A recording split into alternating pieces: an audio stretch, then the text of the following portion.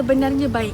Apakah yang dapat dimaksudkan dengan melakukan kebaikan ini adalah perbuatan, sikap dan ucapan yang dilakukan oleh seseorang, sama ada secara individu ataupun secara umum.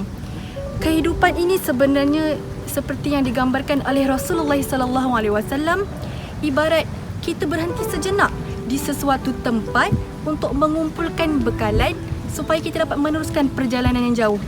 Jadi, perbanyakkanlah amalan kebaikan semasa kita hidup di dunia, walaupun sekecil zarah, sehingga dapat melayakkan diri kita masuk ke syurga Allah.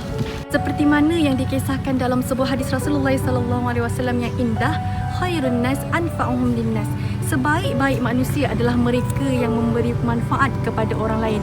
Oleh itu, syarat kita melakukan kebaikan bukan kita lihat pada jawatan yang tinggi dan harta yang banyak. Memadailah dengan tulang empat kera kita ini untuk kita gunakan dalam menyebarkan kebaikan. Islam juga memperjuangkan kebaikan dan segala perbuatan baik, serta menyeru seluruh umat Islam agar berlumba-lumba untuk melakukan kebaikan.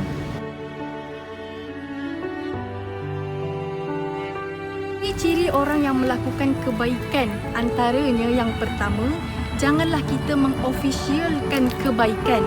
Ini bermakna, lakukanlah kebaikan sebanyak-banyaknya kepada semua orang tanpa mengira siapakah dia, rupa parasnya. Walhal kepada haiwan sekalipun, kita perlu melakukan kebaikan. Yang kedua, istiqamah dalam melakukan kebaikan. Tidak semestinya kebaikan yang kita lakukan ini diterima baik oleh manusia. Perlu kita ketahui, segala kebaikan yang kita lakukan, ia hanya dinilai oleh Allah Subhanahu Wa Taala. Oleh itu, janganlah kita berputus asa dalam menyebarkan kebaikan. Banyak sangat cara untuk kita dapat melakukan kebaikan. Antaranya ialah sentiasa tersenyum.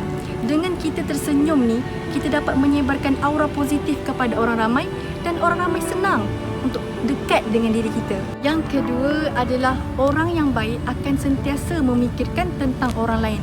Tidak semestinya apa yang baik untuk diri kita itu juga baik untuk orang lain. Kehidupan kita ni bukan bercerita tentang diri kita sahaja, akan tetapi ia juga berkaitan dengan kehidupan orang lain juga. Dan yang ketiga adalah, kalau kita nak mulakan untuk membuat baik ni, berbuat baiklah dahulu kepada kedua ibu bapa kita. Perkara ini nampak sederhana, tetapi orang yang melakukan kebaikan kepada ibu bapa ni adalah orang yang hebat. Akan tetapi, berbuat baik kepada kedua ibu bapa perlu diutamakan. Banyak sangat kelebihan yang Allah bagi kepada orang yang berusaha untuk melakukan kebaikan.